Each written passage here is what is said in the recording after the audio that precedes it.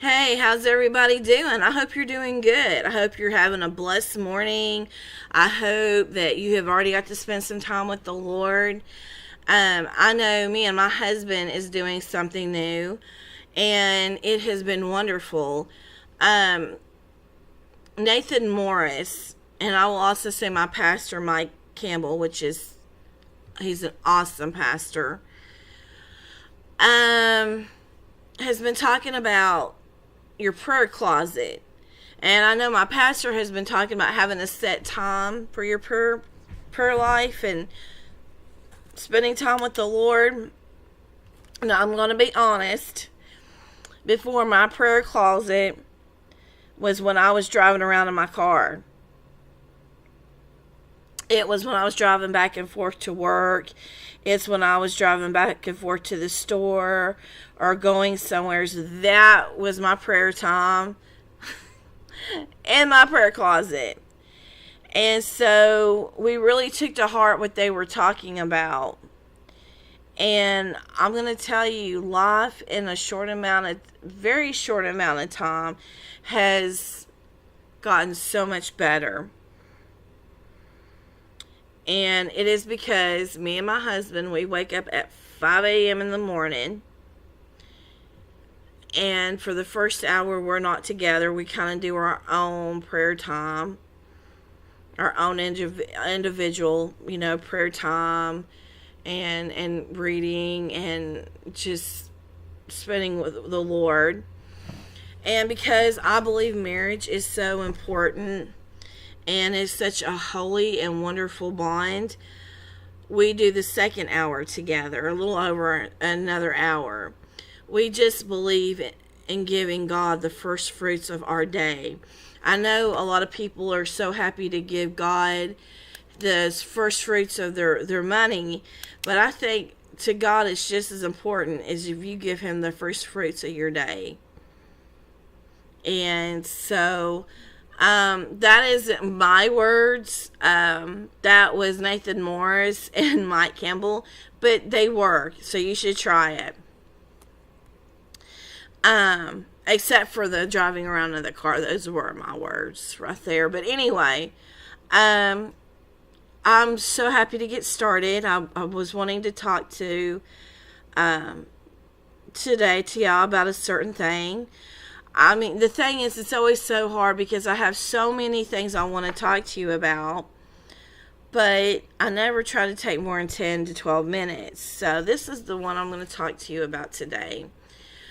We have a wonderful Bible school that is connected to our church. And I have heard a lot of people say that they wanted to go to that Bible school, but they felt they were too old to do any work for the Lord. Or, they felt like their time was over, that they could have done that for the Lord. And my opinion of that is a lie from the devil. That truly is. If you know that you have been called to go into the ministry, because a lot of times you have to wait.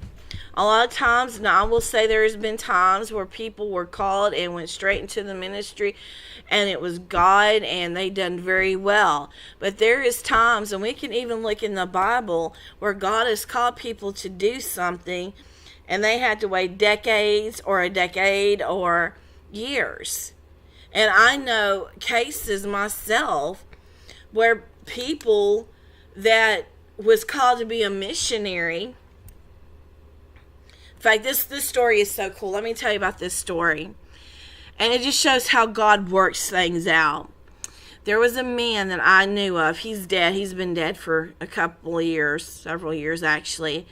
But this man, ever since he was a little boy, he was called to be a missionary to Africa. And he kept trying to get things to work when he was younger. Nothing worked out. He never did go to Africa when he was younger. Never did.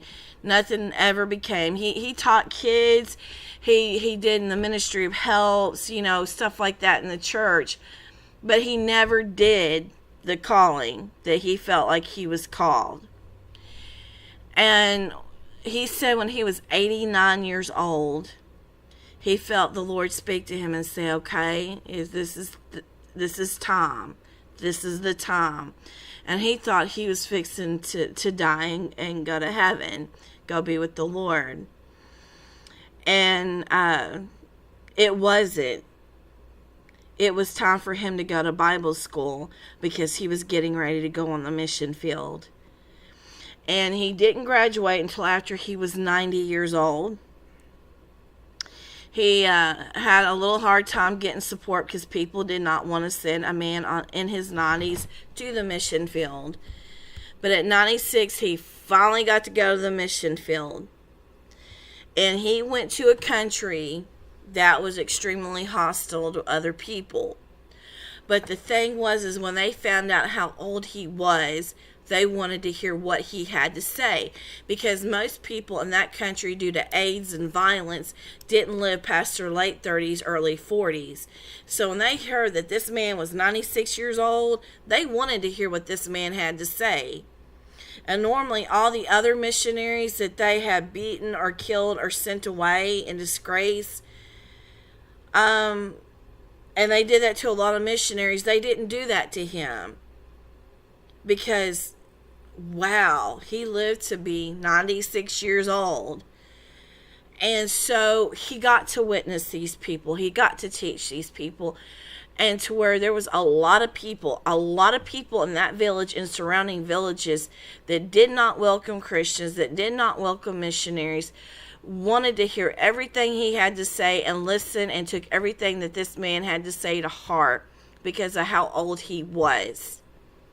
And when he died, this is what's so cool. When he died, not that he died, but when he died, he was, and I got this from his granddaughter, by the way, but when he died, he was preaching, and then he gave an altar call, and he got done leading all these people to the Lord.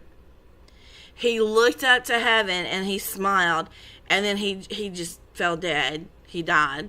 But it was awesome because he got to lead all these people to the Lord. And then God took him. And honestly, if it would have been a 40 or 50-year-old man, they probably would have killed him, beaten him, or just sent him away. But God had everything set up. He knew when this man needed to go, and it wasn't until he was in his mid-90s. And the thing is sometimes you're going to have to wait. And I know that is not easy. I know I've been wanting to go on the mission field for 40 years now. And I'm like, God, please do not make me wait till I'm like 96 years old. Please send me. Another thing, I want to go to Israel. The last time I was going to get to go, my health got really bad, and I didn't want to go if I didn't have a family member going to go with me. I didn't want to go if I didn't have an extremely close friend to go with me. I just didn't want to go. I didn't feel comfortable going. The time before that I had a chance to go, I was in school, and it was during the school time that I was actually going to be in class that I didn't get to go. And then the time before that, Palestine attacked Israel. They went and killed 3 boys, or 3 young men, and Israel defended itself like it has every right to be. Had every right to do so. Israel is an independent country whose capital is Jerusalem, by the way, and Jerusalem is only the capital that is Israel, and I'm going to say that and leave that there. But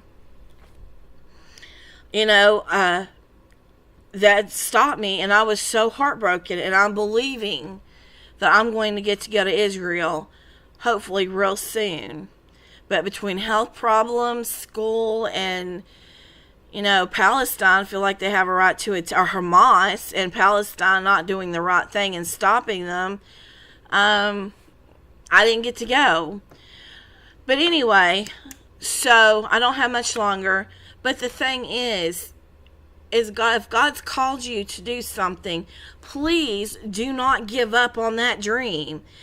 God has called you for a time, for a season, and for a purpose. And personally, I think that man was called to show these people that they can live to be old. They don't have to die young.